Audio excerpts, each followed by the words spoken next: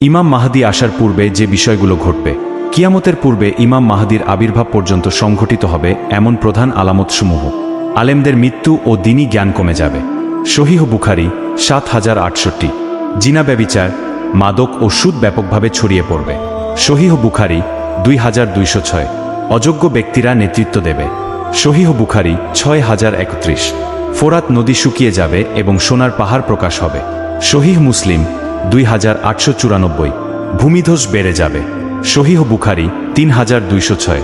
তীব্র খরা ও খাদ্য সংকট দেখা দেবে। সহিহ বুখারী ৭,০৬৫।